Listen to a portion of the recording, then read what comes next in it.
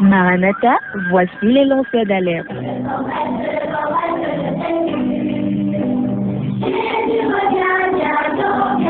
Avec vous dès le point du jour criant.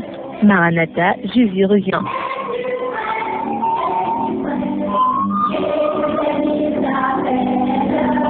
Maranatha, c'est votre émission de renouvellement spirituel. Maranatha, c'est votre programme d'information et de rafraîchissement. Maranatha, c'est un moment d'avertissement solennel. Vous cherchez l'essentiel, la réponse à vos questions, une meilleure direction? Appelez le 677 40 47 22 ou le 694 61 52 67. Ne ratez pas Maranatha, votre rendez-vous quotidien de 5h à 6h sur la NB1 93.8. Maranatha est produit par des serviteurs de Dieu pour préparer l'Église à l'enlèvement. Jésus revient.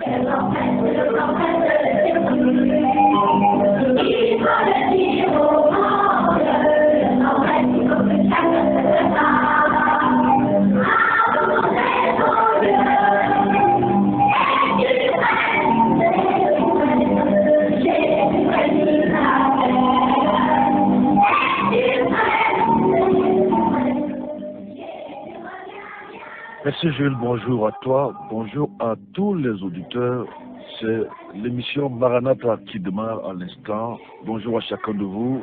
Lundi 3 juillet 2017, nous sommes encore là, les lanceurs d'alerte sont là, n'est-ce pas, pour, je vais dire, fraîchement vous amener la parole de Dieu, arroser vos cœurs très très tôt le matin avec la pure parole de Dieu, celle-là qui vient dans le cœur et délivre tous les hommes. Bonjour Pasteur Duplex. Bonjour Pasteur Franklin, bonjour à tous ceux qui nous écoutent, c'est un plaisir d'être là chaque matin, c'est pas facile, mais Dieu nous soutient. Il nous soutient, nous donne la force, nous donne la grâce, mais surtout la connaissance nécessaire pour venir édifier des auditeurs qui nous appellent presque partout. Bonjour Soleil. Bonjour Pasteur Franklin, bonjour Pasteur Duplex, bonjour aux auditeurs. Je crois qu'on va repartir vers Jules et on va revenir à vous dans quelques instants. Et saluer quelques auditeurs qui nous ont aussi, qui nous disent bonjour depuis 4h15 minutes. Les premiers bonjours, c'est depuis environ 4h15 minutes. Je vous rappelle néanmoins, n'est-ce pas, que le numéro de téléphone, l'autre standard ici à la radio, vous nous écoutez déjà depuis Batamokolo, 696 28 95 08, 696 28 95 08. Vous êtes en direct de NB1 93.8 et les bonjours c'est aussi 677 40 47 22 677 40 47 22. Maranatha, Jésus revient. 5h, 6h, restez connectés sur la NB1 en compagnie de Maranatha.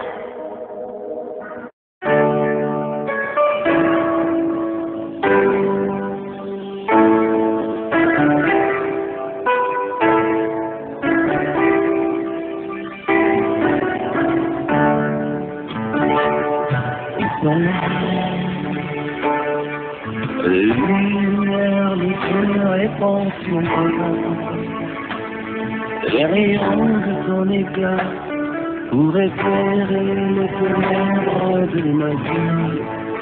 Oh, répand la gloire de Dieu sur mon âme, je veux vivre le royaume de Dieu en moi. Oh, soleil, soleil levant, viens faire germer ce grain d'amour du profond de tout mon être, exprimer la vie de Dieu en moi, soleil. Oh, oh, pour que je vive le ciel sur la terre, je veux vivre comme un prince qui voit la gloire du roi, soleil. Oh, soleil, le vent, mon cœur attend. Je dois lui tant qu'il fait royal, je voudrais briller comme un soleil. Que le courage de rayon. pour ce beau chant, je vais dire, merci beaucoup. Je vais dire bonjour aux auditeurs, ils sont nombreux. Ce matin, Pasteur Duplessis, j'ai prié pour Alphonse qui m'a envoyé un message. Il était menacé vraiment par les mauvais esprits à autour de 2 heures du matin. Alphonse, j'ai prié pour toi, tu l'as demandé. Évidemment, on ne peut pas. Tous les sujets de prière que vous nous envoyez, on peut vous rassurer. Hein. Nous les prenons très au sérieux. Vous êtes libre également de nous rencontrer. Bonjour Armand, toi qui nous fait signe. Soyez tous bénis en studio d'Itel du côté de Niveau Manicole. Bonjour pasteur, c'est Clément depuis Nyangeme. Bonjour à toi Clément sur la route de Bolova. Bonjour à toi. Bonjour à la soeur Yvette depuis Nouvelle Route Basto, 677 40 47 22. Bonjour à Théa qui nous fait signe derrière le palais de congrès. Bonjour à Madame Yamsi, ça doit être Mindon ou Simeon, quelque chose comme ça, Madame Yamsi. Bonjour 674, 667 47 43 98.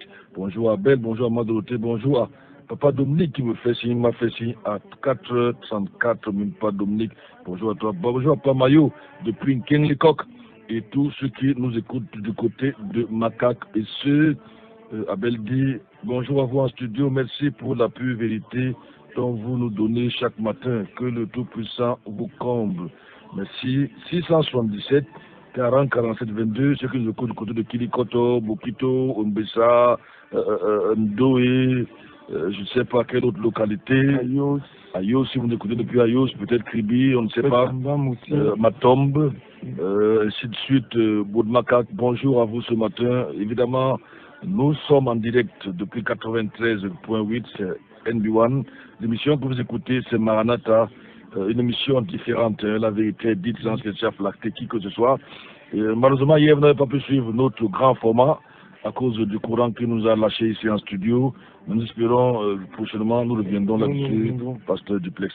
Ça lève une fois de plus votre programme, je dis votre programme dans le sens où vous êtes nombreuses, n'est-ce pas, le programme. Oui, nous sommes nombreuses, environ, je pense, une cinquantaine de femmes.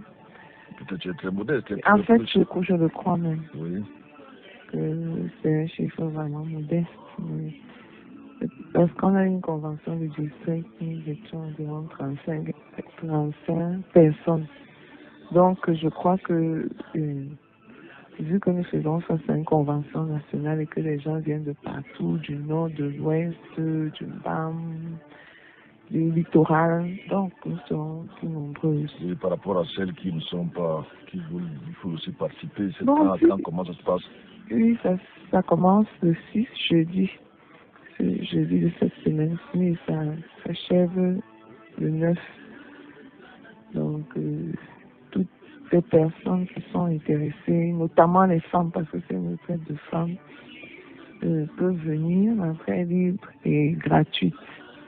Et ces personnes peuvent venir assister à cette retraite dont le thème principal est le rôle de la femme. Est-ce que dans cette retraite, il y aura également, tu vas exposer tes quelques livres qui restent, c'est vrai que ce n'est plus très nombreux, non féminisme dans l'église? Bon, c'est une idée que tu me donnes, je n'y avais pas pensé.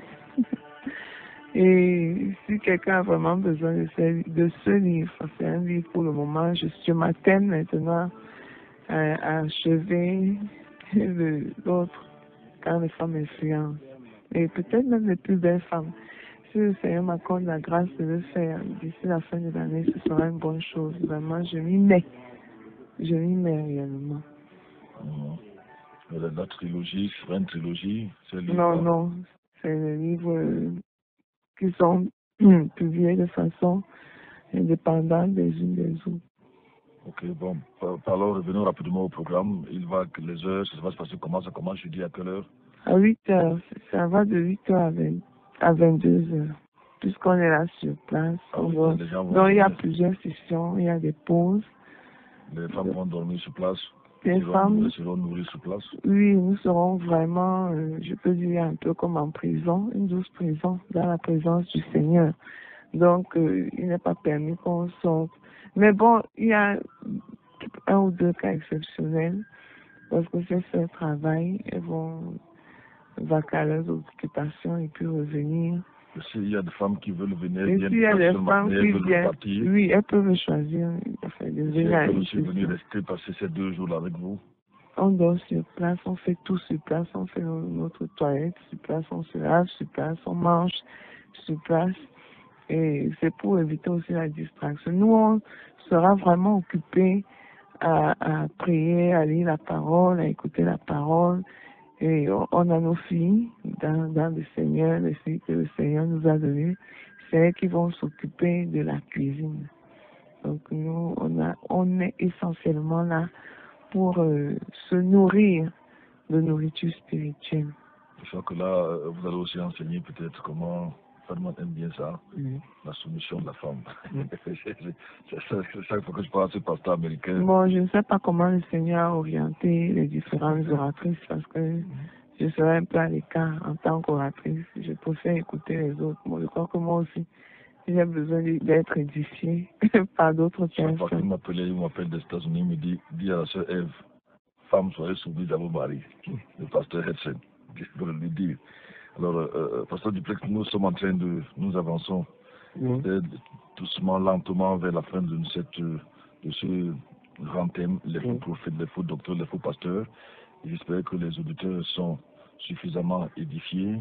Ça va aborder, et nous le rappelons quand même, pasteur Duplex, que c'est tout un ouvrage, oui, pasteur Duplex. Pardon, juste t'interrompre, si tu me le permets. Il faut que je sauve ma tête ce matin avec maman Charlotte. Ah bon? Elle vient de m'envoyer encore un SMS là. Je crois que s'il ne la salue pas, je reçois après l'émission. Bonjour à toi, maman Charlotte, que c'est un petit bénisse, ma mère. Elle nous envoie ce message, bonjour, qu'elle soit calme. Je dis que moi, je ne pas vous aussi vous oublier de saluer maman Charlotte. Non, pardon, n'ajoute pas l'huile sur le feu, parce que maman Charlotte, si elle vient là avec son bâton. Si elle débarque à l'église, je laisse d'abord l'église, je rentre à la maison. Donc, il faut acheter le feu, n'est-ce pas? Sinon, si je laisse entre ses mains, il risque d'avoir des problèmes, n'est-ce pas? Dans ce cas, je vais appeler son élève. Ah, ok. C'est même sa fille, n'est-ce pas? Sa fille, il a appelé sa fille. Je ne l'ai pas vu depuis. C'est un moment vraiment qui aime l'œuvre de Dieu. Et ça, elle nous encourage souvent. On joue à Thomas du côté de White Village. Nous avançons vers la fin de notre enseignement sur les faux prophètes. Je crois que cette semaine-ci, nous pourrons terminer pour attaquer notre thème, globalement la musique. Et nous avons une idée d'inviter le psaume 37 ici. Certains sont encore vivants. Nous avons plusieurs invités. Plusieurs invités dans le cas de la musique. Parce que aussi, également, de la même manière qu'il y a les faux prophètes, il y a la fausse musique, soi-disant chrétienne. D'ailleurs, pas de ma belle écrit là-dessus. Musique chrétienne, la face cachée. Peut-être qu'on l'aura également ici. Pourquoi pas Laurent Bala et tous les autres là? Et moi, j'aime beaucoup l'esprit que nous avons dans cette émission. Nous n'avons pas le monopole de la connaissance. Loin de là. C'est un sujet, nous préférons nous référer à ceux qui maîtrisent bien le sujet. Je crois que la sœur Ève est en train de travailler dessus depuis un certain temps. Depuis plusieurs mois, en ce qui concerne les cantiques. L'origine des cantiques, comment ils ont été composés, la différence avec ce qu'il y a aujourd'hui. Je crois qu'on va progresser. Bonjour, je crois que j'ai dit bonjour à ceux qui nous ont dit bonjour. Si vous n'avez pas entendu, peut-être, j'ai quand même cité votre localité. C'est peut-être que vous ne nous avez pas également dit bonjour. 677 40 47 22. N'est-ce pas, 677 40 47 22, et nous vous rappelons que ce que vous suivez, la majorité de ce que nous disons ici, bonjour à Roland, n'est-ce pas, Roland Bellinga. Je crois que si moi je viens alors, Roland Bellinga demande si lui vient alors au programme des femmes. Qu'il attende plutôt au programme des hommes. Mais pourquoi vous invitez les hommes prêcher alors? Et puis il peut venir. Justement, bon, il peut venir quand les pasteurs vont prêcher. Bonjour, courage à notre mère. J'ai bien reçu le numéro que je vous ai demandé et je compte me manifester bientôt. J'exhorte ceux qui sont loin à faire autant pour permettre la vie à notre émission. Emmanuel depuis 7 ans. Merci beaucoup Emmanuel, c'est ce que tu dis, n'est-ce pas? C'est un fardeau vraiment pour que notre émission puisse continuer. Notre modèle, j'appelle sa participation, n'est-ce pas? Il y a des charges ici à la radio. Merci beaucoup. Ceux qui veulent bien le faire, soutenir cette émission. Souvent, nous essayons de collecter l'argent entre le 3 et le 10 de chaque mois, n'est-ce pas, pour ce minimum, j'appelle ça minimum parce que nous savons ce qu'il y a ici en studio et tous les efforts que les responsables à la radio ont fourni ou fournissent pour que vous puissiez bien nous écouter chez vous, n'est-ce pas, et que vous soyez édifiés dans cette parole de Dieu qui nourrit vos âmes. Pasteur Duplex, nous parlons des faux prophètes. Et à la fin de cet ouvrage, mon réquisitoire, j'ai choisi volontairement de parler d'un parce qu'il incarne, à mon avis, peut-être pire encore, tous les faux prophètes qui ont existé depuis l'avènement de Jésus-Christ sur Ève. à la personne de William Marion Branham, qui s'est dit Emmanuel, Dieu qui a marché à Jeffersonville en 1909, n'est-ce pas? Et malheureusement, ce Dieu-là, ce Dieu démon, n'est-ce pas, est mort sur la circulation sans savoir comment il allait mourir. En fait, certains de ses adeptes disent que non, il n'a pas dit qu'il était Dieu, parce que je crois qu'ils sont divisés en Encore c'est de huit groupes.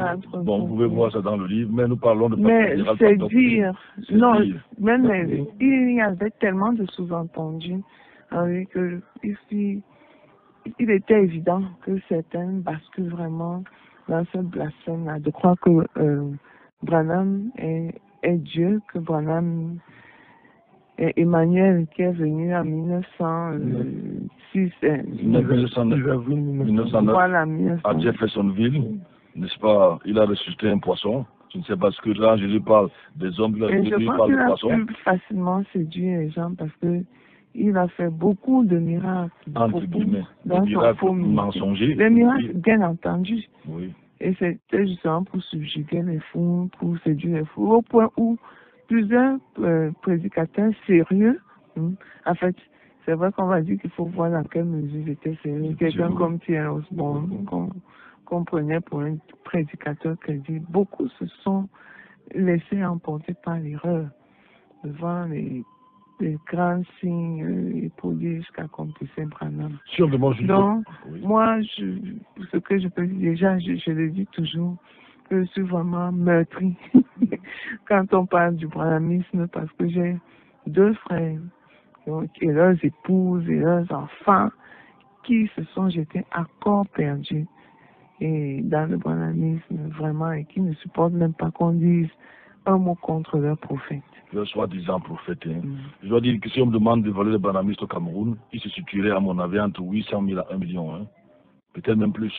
Ils sont vraiment nombreux. Ils sont vraiment nombreux. Vous savez, aujourd'hui, le problème au Cameroun, c'est que, comme les gens, le profane, ne sait pas qui est l'église de l'éveil, on met tout dans le même panier. Si vous êtes un peu connaisseur de ces milieux comme nous, vous allez voir que dans ce que vous appelez, ou les gens appellent vulgairement l'église de l'éveil, il y a au moins 5 à 10 ou pentecôtistes qui ne sont pas d'obédience pentecôtiste. Mais les gens ne savent pas. Les branhamistes, non, c'est une secte. Vous savez, il y a beaucoup, en tout cas, il y a beaucoup ici, n'est-ce pas? Mais il y a le oui qu'on va aussi, on le met dans l'église de l'éveil. Il y a même les baptistes fondamentaux qu'on met dans l'église de l'éveil. Il y a l'église universelle. Il y a, les gens ne savent pas, il y a les armstrongistes. Les gens ne savent pas, ils disent tout. Aujourd'hui, quand tu tapes un peu les mains là, on dit église de l'éveil. Ce qui fait qu'on associe les vrais au faux et le faux au vrai. Évidemment, c'est normal, c'est des profanes, ils n'ont pas étudié la question. Et eux, dès que vous n'êtes pas du côté traditionnel, vous êtes dans ce mouvement-là. Ce qui fait peut-être la faute des branhamistes, c'est leur capacité de se dissimuler. Donc là, comme des serpents, c'est très facile d'infiltration. Il y a juste beaucoup d'infiltration. Ils font très peu de pluie. Ce n'est que ces dernières années, c'est qu'ils font des affiches, beaucoup. Chaque fois que vous allez voir une affiche, vous allez voir quand une dénomination commence par tabernacle.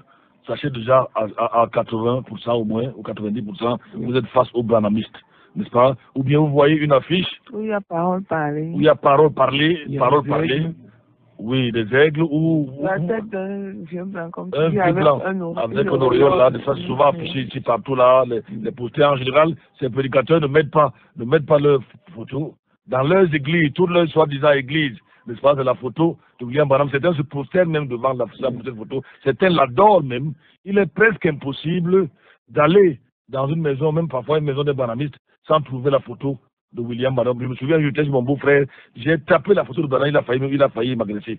J'ai dit, mais ça c'est quoi ça? Quelle est cette histoire? Sa femme, non, celui était non, lui n'était pas là. Sa femme s'est fâchée, elle a dit, laisse mon prophète. Quand lui, il a appris que ce que tu as fait. De la photo de son prophète.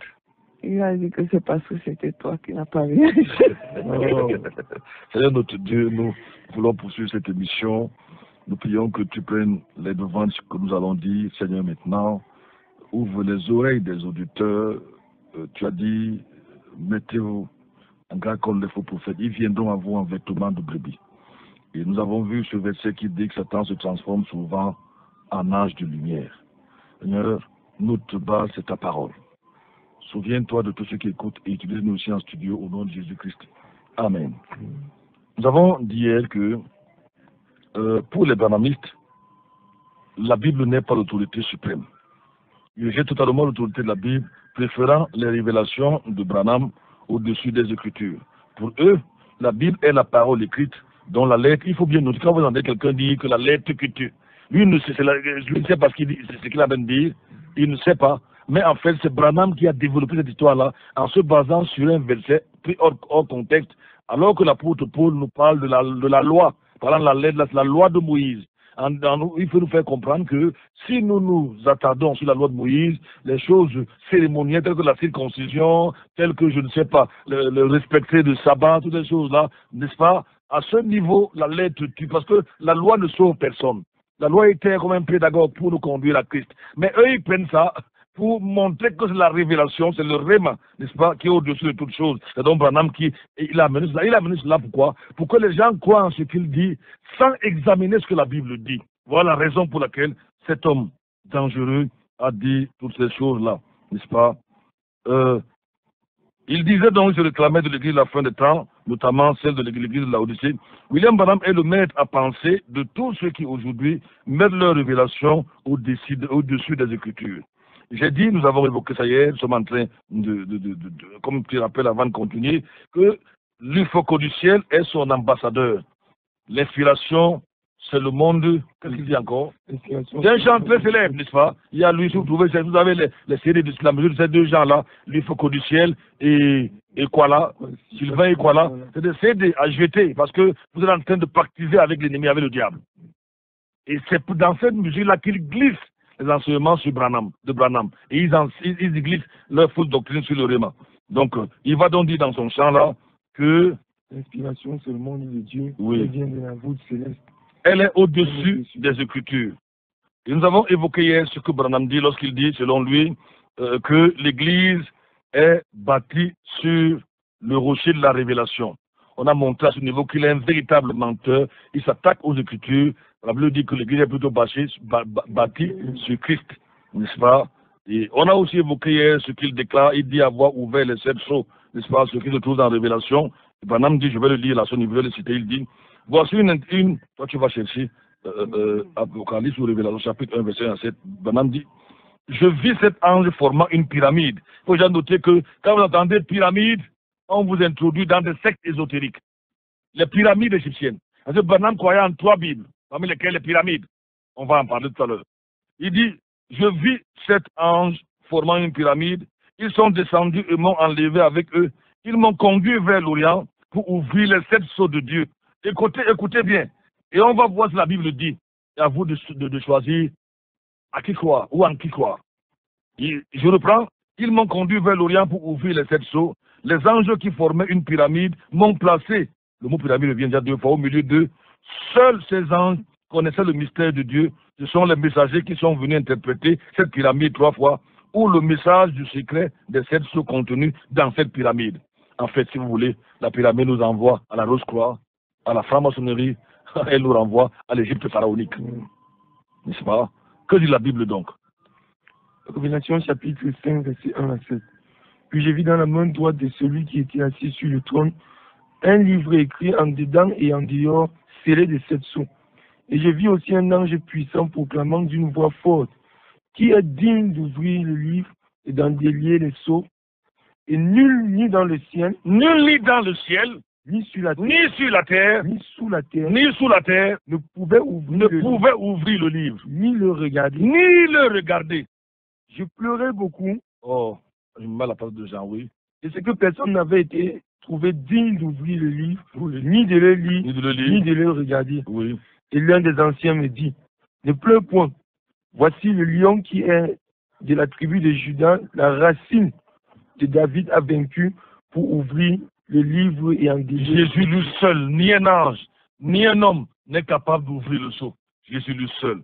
Il a l'outrecuidance de dire qu'il a ouvert les 7 sceaux. Il confond décidément la loge franc-maçonnique, n'est-ce pas, au sanctuaire céleste, puisqu'il voit également des pyramides. On a vu lui voir aussi les pyramides. La Bible nous enseigne clairement que seul le lion de Juda est capable d'ouvrir les 7 sceaux. Branham va enseigner et tenez-vous tranquille, écoutez très très bien, parce qu'il a influencé plusieurs églises de réveil, n'est-ce pas? Là où les pasteurs sortent, je suis désolé souvent le dire, ils ne sont pas contents, mais ils ont reçu leur ministère seulement par révélation, n'est-ce pas? Ils sont devenus pasteurs par révélation, en un jour. C'est pour ça qu'ils sont même embrouillés. Branham enseigne que la Trinité est une comédie, un peu comme les témoins de Jéhovah, que la Trinité n'existe pas. Branham a utilisé ou utilise une doctrine qu'on appelait au premier, deuxième, troisième, voire quatrième, surtout deuxième, troisième, voire quatrième siècle. Il y avait l'arianisme, il y avait le sébalianisme, des gens qui reniaient la Trinité, qui enseignaient que la Trinité est démoniaque. En quoi consiste la Trinité? J'ai commencé à évoquer cela hier. En quoi consiste la Trinité? Je vous brosse ça brièvement ou rapidement. Je crois en un Dieu unique, manifesté en trois personnes, différents bien sûr, Père, Fils, Saint-Esprit. Le Père n'est pas le Fils n'est pas le Saint-Esprit n'est pas le Père est Dieu, le Fils est Dieu, le Saint-Esprit est Dieu. Les gens veulent comprendre cela.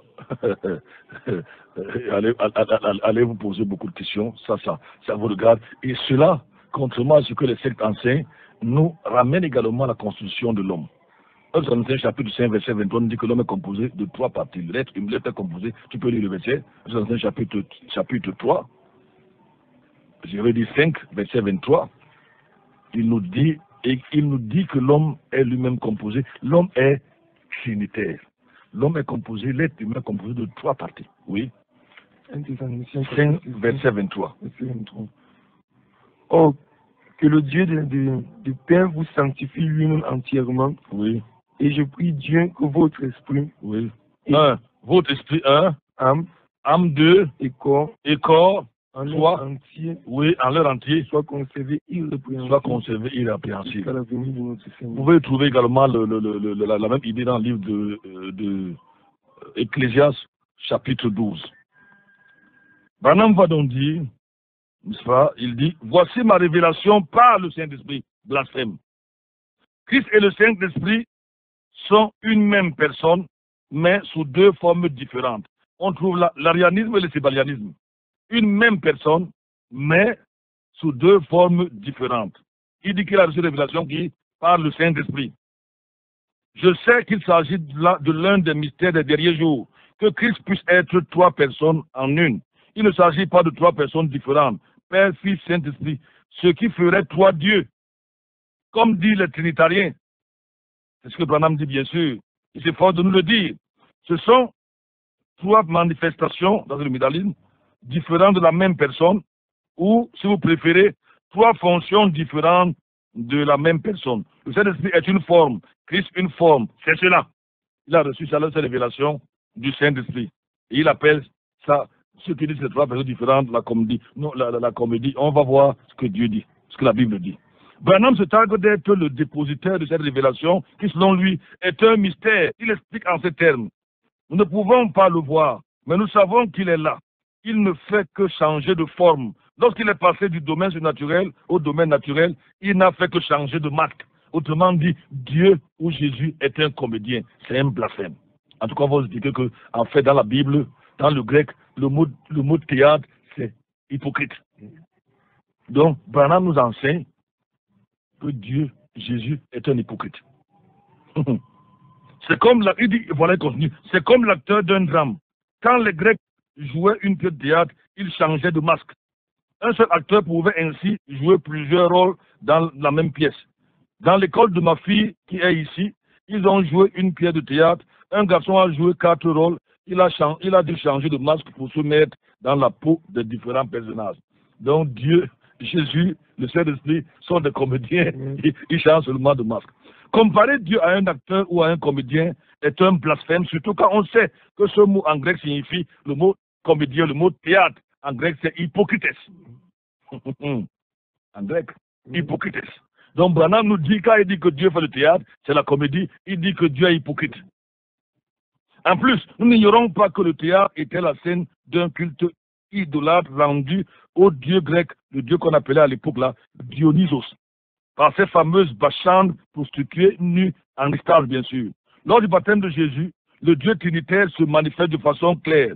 Père, Fils et Saint-Esprit sont présents, et de façon distincte et différente. Celui qui parle du ciel, on peut lire le verset, je crois que je l'ai sous mes yeux, tu peux le trouver, c'est parce que je l'ai noté, n'est-ce pas? Le baptême de Jésus-Christ. Celui qui parle du ciel est présent, le Père. Il est là au même moment que celui qui descend sous forme de colombe, le Saint-Esprit, et celui qui est dans l'eau, le Fils. Il n'y a pas de masque à changer. Tu es là à ce niveau? Matthieu chapitre 3, verset 5. Oui. Et quand Jésus eut été baptisé, il sortit aussitôt de l'eau. Jésus est là, physiquement. Il sortit de l'eau, oui.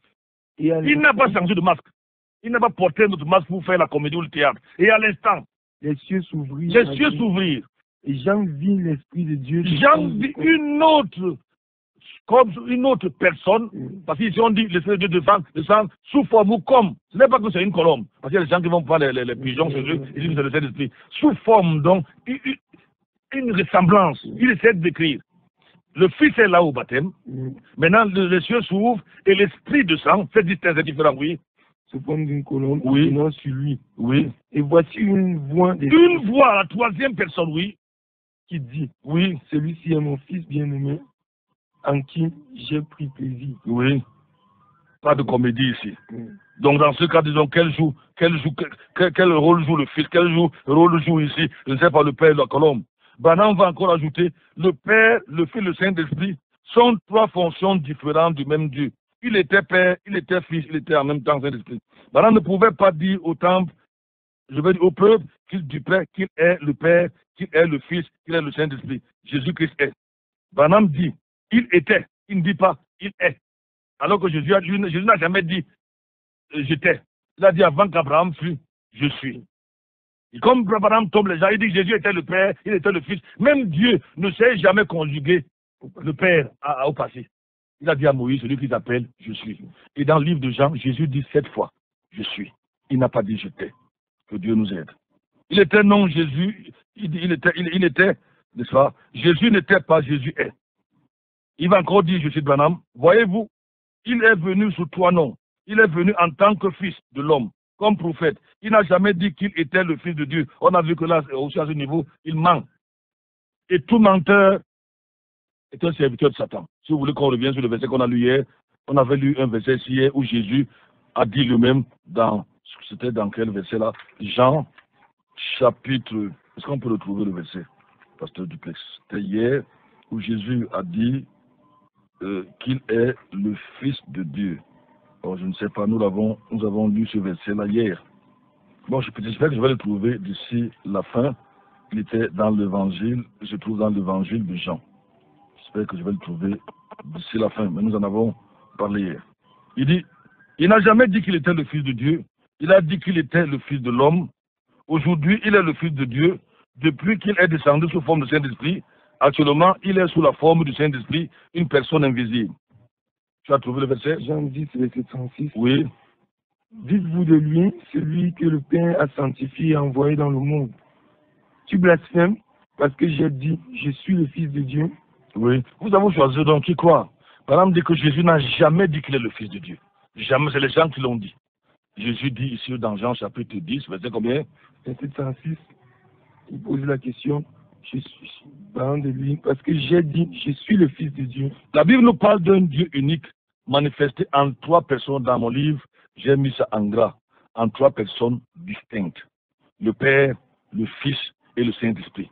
Matthieu chapitre 28, verset 19. Pourquoi est-ce que Branham doit enseigner ça à ces gens? Parce que Branham est contre le baptême au nom du Père, du Fils et du Saint-Esprit. Il a dit que c'est un baptême qui vient à la limite du diable ou des apôtres. Non, il a dit du diable. Il s'oppose à cela et il demande que ses adeptes soient baptisés au nom de Jésus seulement. Malheureusement, c'est aussi quelque chose plein de confusion. Et on va le voir quand on va parler de son enseignement sur le baptême. Tu peux lire cela? Et Jésus s'approchant leur parlant en disant, tout pouvoir m'a été donné dans le ciel et sur la terre. Oui. Allez donc et instruisez toutes les nations, oui, les baptisant au nom du les Père, baptisant au nom du Père, du Fils et du Saint-Esprit.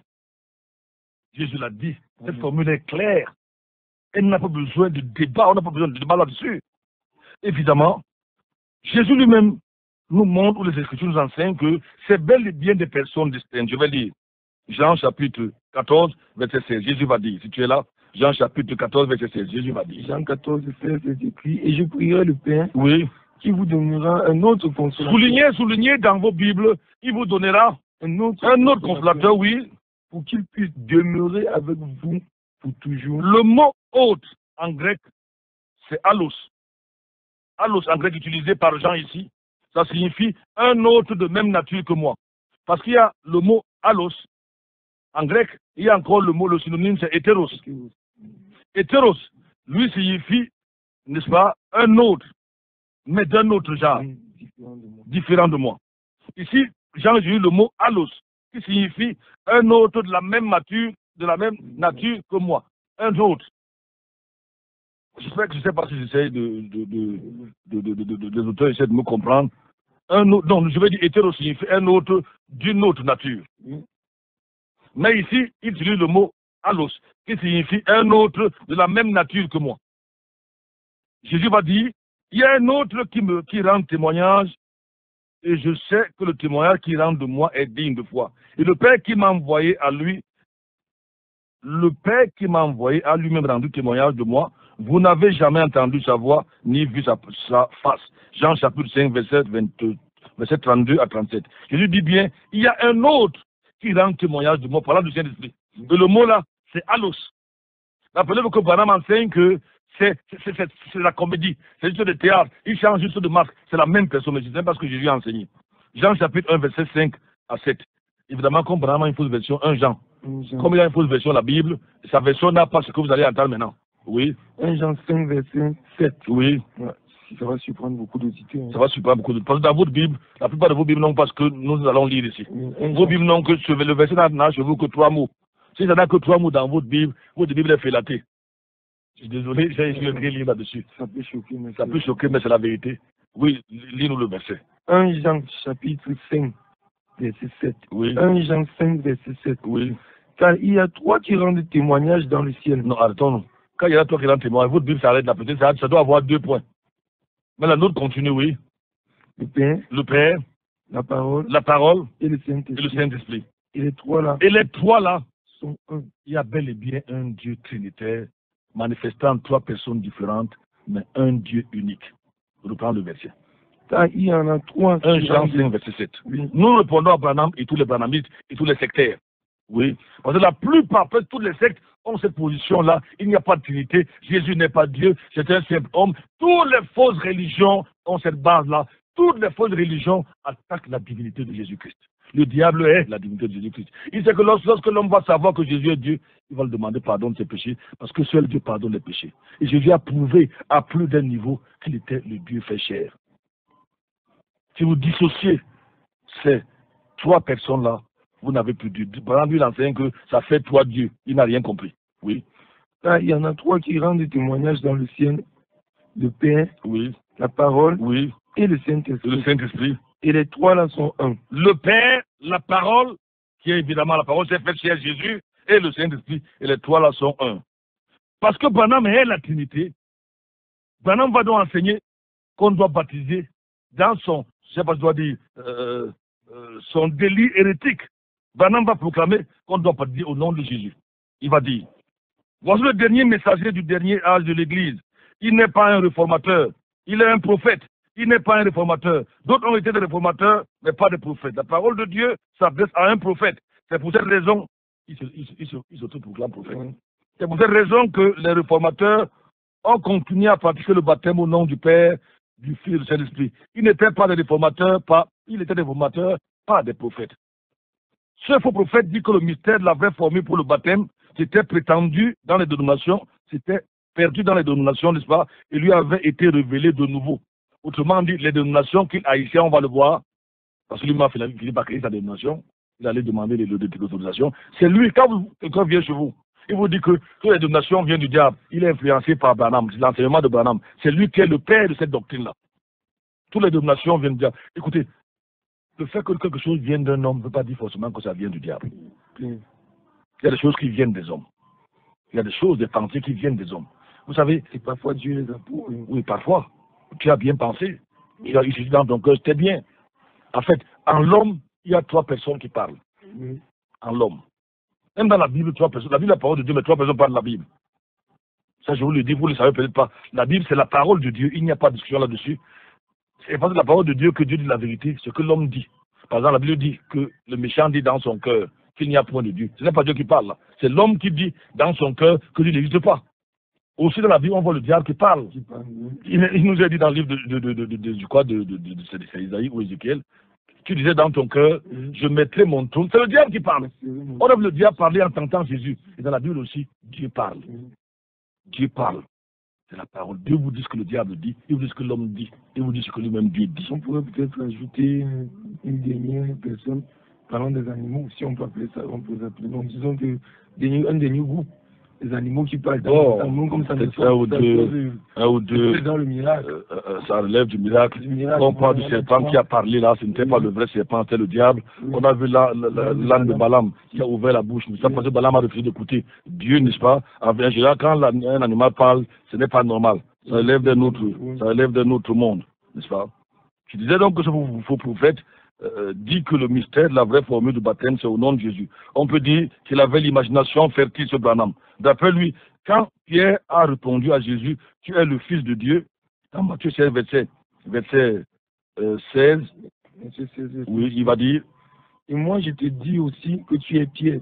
Non, commence au verset 16. Commence au verset 16. Simon Pierre répondit et dit, tu es le Christ, le Fils du Dieu vivant. Oui. Et Jésus répondit et lui dit, tu es béni Simon Bonaja, car ce n'est pas la chair et le sang qui t'ont révélé cela, mais mon Père qui est dans les cieux. Donc, Branham lui va comprendre que c'est une révélation, n'est-ce pas? C'est à cause de cette révélation que le Seigneur Jésus avait promis de donner à Pierre les clés du royaume des cieux. Donc, c'est pour cela que Pierre va avoir le pouvoir de changer ce que Jésus a dit, la formule du baptême, pour baptiser seulement au nom du Père. C'est ce que Branham va dire. Il va dire, quand Jésus est ressuscité le troisième jour, il a dit, j'ai les clés de la mort et du séjour des morts, mais pas celles du royaume, parce qu'elles avaient déjà été données à Pierre. Vous entendez comment ces gens-là racontent des histoires sur la Bible? Et il dit, Pierre, tout ce que tu liras sur la terre, je le lirai dans les cieux. Alors Pierre a dit, repentez-vous et soyez baptisés au nom de Jésus. Branham explique que c'est avec ces clés, cette autorité de lier et de délier, que l'apôtre Pierre a changé la formule du baptême. Il a ouvert pour la première fois à Jérusalem le baptême au nom de Jésus, selon lui, à chapitre 2, verset 38. Son inspiration démoniaque lui fait dire ensuite que ce baptême de Pierre, qui existait depuis les apôtres, a été supprimé au concile de Nicée en l'an 325. Autrement dit, selon Branham, c'est l'Église catholique romaine qui est venue supprimer le baptême au nom de Jésus pour être remplacé par un baptême trinitaire. Autrement dit, pour Branham, c'est l'Église catholique romaine qui a inventé et créé le baptême au nom du Père, du Fils et du Saint-Esprit. Mais nous disons à Branham, non. S'il avait lu la Bible, il devait voir dans Matthieu 28, verset 19, on peut encore le lire. Ça, c'est pour les enfants à l'école dimanche. Ce n'est pas l'Église catholique romaine, ce n'est pas le concile de Nicée, cher faux prophète Branham, c'est Jésus lui-même. Matthieu 29, verset 19. Matthieu 28. Matthieu 28, verset 19. Oui. Allez donc et instruisez toutes les nations, les baptisant au nom du Père, du Fils et du Saint-Esprit. C'est pas un problème donc du concile de Nicée en 325, faux prophète. C'est Jésus lui-même qui a donné cet ordre-là. D'autre part, le jour de la Pentecôte, le Saint-Esprit n'avait pas ordonné à Pierre de changer la formule du baptême, comme l'enseigne Branham. Jésus nous dit que le Saint-Esprit ne parlera pas de lui-même, mais il dira tout ce que Jésus a enseigné. Il va seulement rappeler. Il prendra Jean chapitre 16, verset 13 à 14. Il ne va rien changer, le Saint-Esprit. Et ce que vous devez donc savoir ou discerner par rapport aux faux prophètes. Il ne vous apporte rien, tout ce qui est nouveau est mauvais. Je préfère les vieilles choses. La Bible comment j'ai dit, elle est passée par l'épreuve du temps. 2000 ans, voire même plus, si on a vu l'Ancien Testament. Elle a prouvé qu'elle est, elle va demeurer, c'est un marteau, c'est un feu. La Bible est la vérité, c'est la parole de Dieu. Vous soyez d'accord ou pas, ça ne change rien. C'est le seul livre où 3808 fois il est écrit ainsi par l'Éternel. La Bible n'a pas besoin de vous pour donner son autorité. Elle est l'autorité en elle-même. Peu importe ce que vous pensez. Je dis 3808 fois, il est écrit dans la Bible, ainsi parle l'Éternel, ainsi parle Dieu. C'est quand même beaucoup un duplex. Ce n'est pas 2 fois, ce n'est pas 3 fois. La Bible revendique de qui vient son autorité. Notez bien, n'oubliez jamais cela. Évidemment, c'est normal, je le sais parce que j'ai écrit. Ce Bible fait la tête, évidemment. 3808 fois, il est écrit dans la Bible, ainsi parle l'Éternel. Pas ici, pas là, tout ça. Dis un peu le verset. Jean chapitre 16, verset J'ai dit verset 13. Oui.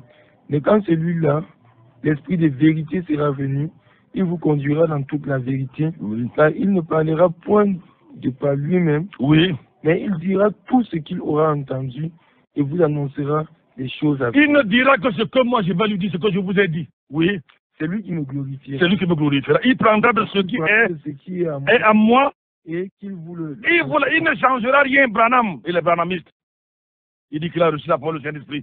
Pierre a changé. Non, non, non. Il ne prendra que ce qui est à moi et il vous le donnera. La Bible ne se contredit pas. Jamais, jamais, jamais. Comme les Écritures ne peuvent se contredire, nous ne voyons nulle part que Pierre a désobéi à Jésus en faisant une autre chose que ce qui lui avait été ordonné par le Seigneur lui-même. Les branhamistes se font rebaptiser parce qu'ils ont peur. Tenez-vous tranquille. On leur a fait croire que quiconque n'a pas reçu le baptême au nom du Seigneur Jésus-Christ ne peut avoir ni la vie éternelle, ni le Saint-Esprit, ni le pardon des péchés. Branham déclarait, quand vous baptisez au nom de Jésus seulement, ça c'est absolument faux. Je connais beaucoup de Jésus, mais il s'agit ici du Seigneur Jésus-Christ. Il y a beaucoup de Branham. Si vous voulez parler de moi personnellement, je suis le seul William Marion Branham. La déclaration de Branham bouleverse la foi de plusieurs de ses adeptes au point que certains se font rebaptiser, ils ne sont pas sûrs de leur baptême. Parce qu'on va voir qu'en fait dans la Bible, n'est-ce pas, dans la Bible, il y a plusieurs récits qui sortent par rapport au baptême. Branham a seulement pris un. Que Dieu nous aide. Vous pouvez par exemple voir, dans l'heure de, je vais citer ici dans la console de voix de Branhamistes, une église Branhamiste au Congo, on va lire ceci dans ce qu'on appelle, ils appellent ça William Marion Branham Tabernacle. Sur les murs, il est écrit, nous croyons que le Seigneur Jésus est déjà revenu dans sa seconde venue et que le monde ne l'a pas reconnu. Le Seigneur Jésus est Branham. Il est revenu en 1909. Dieu a fait chair et Dieu s'est fait chair. Le même Jésus qui a marché en Galilée a marché au temps du soir à Jeffersonville, aux États-Unis, en 1909. C'est cela la manne cachée pour les vainqueurs dont a parlé Apocalypse. Ne sois pas irrité. Mais il y a près d'un. C'est dégoûtant. Mais on a près d'1 million de Camerounais qui sont là-dedans, et qui bouleversent les familles entières, qui amènent les gens en enfer. Ça, c'est la confusion de foi d'une église banamiste au Congo. Ne sois pas irrité. On doit dire la vérité à nos frères. Peut-être que ces banamistes nous écoutent et peut-être ils vont même nous maudire. Il y a des soi-disant chrétiens qui sympathisent et qui écoutent la musique de banamistes. Notamment l'Ifoko du ciel et... J'ai détruit tout ceci. J'ai détruit ceci. Quel blasphème, je le dis. Pour ne pas vous choquer davantage, revenons au sujet de baptême. Je peux encore dire des choses. Vous lisez les déclarations de foi, c'est grave. C'est un blasphème. On ne trouve dans aucun verset biblique la formule baptisé au nom du Seigneur Jésus-Christ. Dans aucun. Tel qu'enseigné par Branham et ses disciples, mais plutôt des expressions suivantes, et je vous donne les versets. Actes chapitre 2, verset 38. Tu peux lire. Acte 2, verset 108. Et Pierre leur dit, repentez-vous et que chacun de vous soit baptisé au nom de Jésus-Christ. Notez que Branham a demandé qu'on baptise en quoi? Au nom du Seigneur Jésus-Christ. Et il a expliqué que lui-même, il y a plusieurs Jésus, mais lui, il est William Marion Branham. Mais je vous dis qu'on ne trouve nulle part dans les Écritures, nous avons fouillé les versets où on demande de baptiser au nom du Seigneur Jésus-Christ. On va lire, on a lu Acte chapitre 2, verset 38, maintenant Acte chapitre 10, verset 48. Acte 10, 48. Et il leur recommanda d'être baptisés au nom du Seigneur. Il n'y a pas Jésus là. Oui. Au nom du Seigneur. Acte chapitre 19, verset 5. Sachant qu'il y a aussi plusieurs seigneurs. Oui. Jouer en ce jeu. Oui. Acte 19, verset 5. Lorsqu'il entendit cela, il fut baptisé au nom du Seigneur Jésus. Au nom du Seigneur Jésus, oui.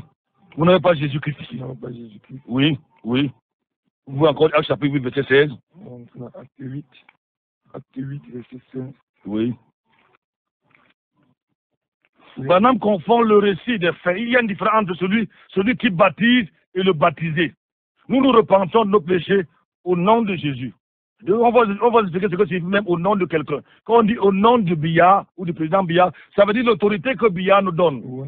Selon ce que le président Biya a enseigné, par exemple, dans la constitution du Cameroun, quand le maire célèbre un mariage, il dit au nom le pouvoir, au nom de quoi il dit souvent voilà. Oui, le pouvoir que me confère le président de la République et telle chose. Il dit que c'est ce que la constitution dit. Il ne va pas vous réciter tout de suite tout ce qui regarde le mariage en prononçant ces dernières paroles. Non. Branham n'a rien compris. Est-ce qu'elle avait un problème parce que, vous savez, parfois, je ne suis pas en dire que pour comprendre Dieu, il faut forcément aller à l'école. Mais quand même, le cours élémentaire de peut nous empêcher de comprendre certaines choses aussi, hein, du texte. Oui. C'est mon fils. Bon, lisons un peu ça. Acte chapitre 8, verset 16. Car ils n'étaient encore tombés sur aucun Dieu, Oui. mais ils avaient seulement été baptisés au nom du Seigneur Jésus. Oui. Donc ceux-ci ont été baptisés seulement au nom du Seigneur Jésus. Au nom de Jésus. Et on va encore voir un autre cas où les gens sont baptisés sans nom, sans rien dire. Acte chapitre 8, verset 38. Verset 38. Vous voyez que ces gens-là créent la confusion. Et il commanda qu'on arrêta le chariot, et ils descendit tous deux dans l'eau, Philippe et l'unique, et Philippe le baptisa. Philippe le baptisa, on ne voit même pas de nom ici. Philippe le baptisa. Donc, acte relate les faits. Il est donc très intéressant de comprendre la différence entre le baptiseur qui prononce la formule et celui qui se fait baptiser au nom de Jésus. C'est deux personnes différentes. Que Dieu nous aide. On ne peut pas faire d'un récit un fondement de doctrine. Le banamisme a influencé. Oui, Acte 9, il y avait un dernier. Oui, allons-y. Acte 9, 18. Et aussitôt, il tomba de ses yeux, parlant de l'apôtre Paul, il tomba de ses yeux comme des écailles, et à l'instant, il recouvra la vue, puis il s'éleva et fut baptisé. Il n'y a pas de nom ici, ni au nom du Seigneur, il n'y a rien. Ça veut dire que si on veut les suivre dans leur logique, parce qu'ils ont pris un verset, qu'ils ont rapistonné par-ci par-là, ça veut dire qu'il faut se baptiser les gens sans nom. Oui. Le banamisme a influencé le pentecôtisme aujourd'hui, à tel point que certains prédicateurs déclarent que tant qu'on ne parle pas en langue, on n'a pas encore le Saint-Esprit. Ça, c'est William Branham qui a amené ça. Marion Branham enseignait, vous ne recevez pas le Saint-Esprit quand vous croyez en lui et que vous vous êtes repenti. Continuez et vous recevez le Saint-Esprit. Ce n'est qu'après avoir reçu le Saint-Esprit que vous allez être baptisé ou vous allez parler en langue. Ça, c'est le choix de William Branham. Et vous voyez que beaucoup de gens des églises de réveil enseignent cette fausseté. Quand vous ne parlez pas en langue, par rapport à la langue des démons, vous n'êtes pas un enfant de Dieu. Et j'ai comme des gens qui ont été frustrés par cette doctrine, à la limite branamiste ou démoniaque. Que Dieu nous aide. Paul nous a dit ceci, Paul lui nous dit ceci. Il faut choisir qui quoi. Paul dit, Éphésiens 1, verset 13, on va bientôt arrêter.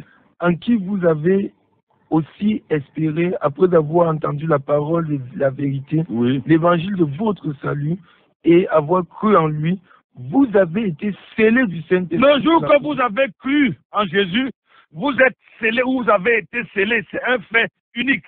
Et ça se passe une fois. Le jour que vous avez cru. Mais d'autres disent que quand on ne parlait pas en langue, j'ai entendu les marabouts parler en langue. Vous n'êtes pas un enfant de Dieu. Galates chapitre 3, verset 2, et on va s'arrêter là pour aujourd'hui, pour continuer demain. Galates chapitre 3, verset 2 à 5, je veux savoir de vous cette seule chose. Avez-vous reçu l'Esprit par les œuvres de la loi ou par lui de la foi? Verset 5. Verset 5. Celui donc qui vous communique l'Esprit et qui fait des miracles parmi vous, le fait-il par les œuvres de la loi ou par lui de la foi? Celui qui vous communique l'Esprit. Oui. Dès que vous donnez votre vie à Dieu, vous convertissez, vous avez le sceau du Saint-Esprit. Oui. Donc on va s'arrêter là. Et l'Esprit de Dieu, Romains chapitre 8, verset 16, affirme à votre esprit. Oui, tu peux lire là, oui. Il confirme à votre esprit que vous êtes réellement des enfants de Dieu. Oui. Donc rien attendre à ce que Romains chapitre 8, verset 16. Allons-y, on va lire. L'Esprit lui-même rend témoignage à votre esprit que nous sommes enfants de Dieu. L'Esprit lui-même rend témoignage à notre esprit. Et on a vu dans Éphésiens 1, 13 que nous avons été scellés quand nous avons cru. Amen. Donc on vous dit que quand on parlait parfois les langues des démons, n'est-ce pas? Je ne dis pas que toutes sont langues des démons, mais la majorité des histoires inventées. Il y a d'autres sectes ici. On vous en prend à parler en langue. J'ai été témoin une fois. On dit tu dis bon, on dit bing, tu dis bing, ping, ping, bon, on dit parle vite, et on dit sur les langues. Bon, je vais lire le SMS. Je sais que je vais avoir les ennemis. La hiérarchie qu'il y a entre le Père et le Fils montre à suffisance qu'ils sont distincts. Ainsi, si Jésus est Dieu, il y en aurait deux. Je ne sais pas ce qu'il veut dire là. Jésus est bel et bien Dieu. Je répète ma citation, il est biblique. Nous croyons, on va continuer demain avec cela, en un Dieu unique manifesté en trois personnes, distincts, n'est-ce pas? Père, Fils, Saint-Esprit. Un Dieu unique. J'ai pris l'exemple sur l'homme qui est tripartite. 1 Thessaloniciens chapitre 5, verset 23. Il a dit ici, ils sont pleins à l'est. Ah, c'est Madame Niamsi. Les Banamis sont pleins un peu partout. Ils ont rempli le Congo-Brazzaville, le Congo même Kinshasa. Ils sont partout. Il dit, bonjour pasteur, s'il vous plaît, que pensez-vous des églises qui ont pour logo une colonne dans un cercle et la croix, à savoir le Christ Crucifix Life Ministry? Je ne sais pas, il faut demander au leader. Je ne sais pas tout de suite commencer à juger les logos. Il faut demander ce que ça signifie. Oui. Bonjour à vous en studio. C'est une joie renouvelée de vous savoir aux antennes pour nous parler des faux prophètes. Homme dit de Dieu, que le Seigneur vous fortifie, c'est héros de plus soi. 677 40 47 22, 696 28 95 08. Vous nous écoutez depuis Bata Mokolo. Est-ce que j'ai lu ce SMS là? Non, c'est Thomas. Thomas, qu'est-ce que Thomas disait? Thomas depuis Hawaï dit: bonjour pasteur, soyez abondamment bénis. Je ne suis pas à l'écoute, mais je sais que vous êtes là. Ok. Ah oui, Thomas doit être du côté de Monatélé. Oui, il y a ce message qui arrive là. Bonjour, j'ai reçu à l'église les apôtres, autres disaient le Cameroun et la Nouvelle-Jérusalem, les gens quitteront leur pays pour venir au Cameroun. Ce sont des faux apôtres. L'apôtre a un bic en main pour écrire, il écrit à ce Dieu, il écrit ce Dieu veut nous dire chaque fois, ce que Dieu veut nous dire chaque fois. Entre de dire ceci, il avait dit ceci, que Dieu a dit que je suis leur disciple à Maga. Ils ont reçu en révélation le nom de Jésus-Christ. Ils nous envoient ce message-là. C'est le pasteur Souboussou.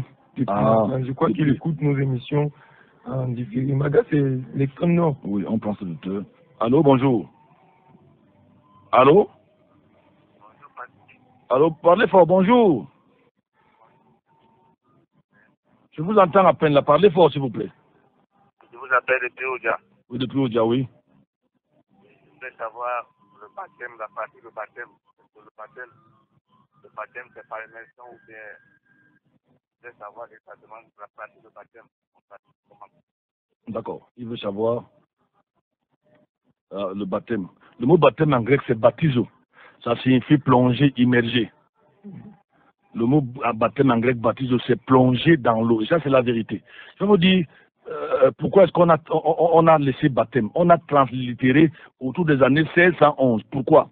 Avec la présence et la persécution de l'Église catholique romaine face aux protestants, dans la traduction, pour essayer de sauver leur vie, les traducteurs, ils n'ont pas voulu traduire ça par plonger dans l'eau. Ils ont donc translittéré, ils ont dit baptiser. Parce que c'était été empoisonné, c'était été décapité, c'était été brûlé. Parce qu'on ne voulait pas que l'Église catholique à l'époque ne voulait pas que la Bible soit dans les mains des laïcs. Je me souviens d'ailleurs d'un père catholique anglais qui avait crié: la Bible est entre les mains des pauvres. C'est pour ça qu'il appelle les laïcs. Nous sommes perdus. Donc c'est pour ça qu'on a traduit, au lieu de dire plonger dans l'eau, on a translittéré en disant baptême. Mais en grec c'est baptise, ça signifie plonger. J'espère que j'ai répondu à l'auditeur. N'est-ce pas? Dans quelques secondes, nous serons partis de ce studio. Merci beaucoup. On lit cette dernière SMS et on est parti. Ah oui, ouf, je suis déjà mieux placé pour me méfier des fausses doctrines. Roland Bellinga. Amen. Il est déjà mieux placé, mieux armé. Je t'encourage à voir mon réquisitoire. Il y a aussi Abel qui m'a fait la même remarque hier. S'il vous plaît, j'ai ma sainte Bible dans 1 Jean 5 qui dit: car il y en a toi qui rentrent. Le dernier auditeur de ce. Vous avez 10 secondes. Vous avez juste 10 secondes. Allô, bonjour. 10 secondes. Bonjour, pasteur. Bonjour. Oui, c'est Christian depuis. Allô? Oui. Allez-y. Nous sommes à la fin de l'émission. Oui, je disais que ce que vous dites là par rapport à William Branham, c'est vrai parce que j'ai assisté à une église où, quand je faisais la prière en langue, on disait que c'est une manifestation du démon. Oui. Et depuis ce jour-là, j'ai cessé d'aller dans l'église de William Branham. Oui. Et quand vous continuez encore à éclairer sur les 7e sauts là, ça me dit vraiment tout ce que vous dites. Je n'invente rien, j'ai lu ces brochures, je n'invente rien, je le cite. Et dans mon ouvrage, vous avez la bibliographie, n'est-ce pas? Je crois que nous allons arrêter là pour ce matin. On n'a pas pu lire tous les SMS. Nous allons les lire demain. Nous sommes à la fin de l'émission, n'est-ce pas? J'espère que vous avez été bénis. Jésus a dit: vous connaissez la vérité et la vérité vous affranchira. Nous n'allons que dire la vérité. Ça peut ne pas vous plaire, mais la vérité libère. La vérité, c'est la Bible et rien que la Bible. La vérité, c'est la parole de Dieu. La vérité, c'est Jésus. Il a dit dans Jean 14, verset 6, je suis le chemin, la vérité et la vie. Nul ne vient au Père que par moi. C'est donc Maranatha, édition du 3 juillet 2017, à la présentation. J'étais le pasteur Franck Ayibka. Mon numéro de téléphone, 677 40 47 22, 677 40 47 22. À la technique, nous avions Jules, n'est-ce pas? Je suis accompagné du pasteur Duplex. Vous voulez le joindre? Vous avez besoin de prière ou des questions? Vous pouvez l'appeler au numéro de téléphone 677 07 06 32. 677 07 06 32. Quand les SMS qui sont arrivés, probablement pouvoir les lire demain. À demain, s'il plaît à Dieu.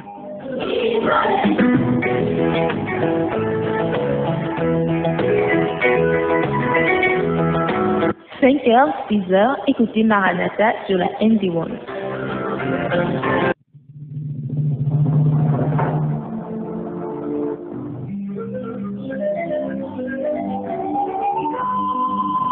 Maranatha, voici les lanceurs d'alerte.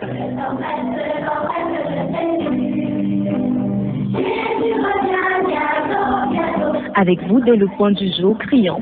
Maranatha, Jésus revient.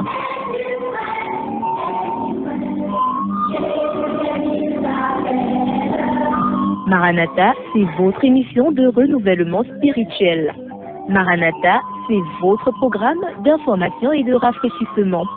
Maranatha, c'est un moment d'avertissement solennel.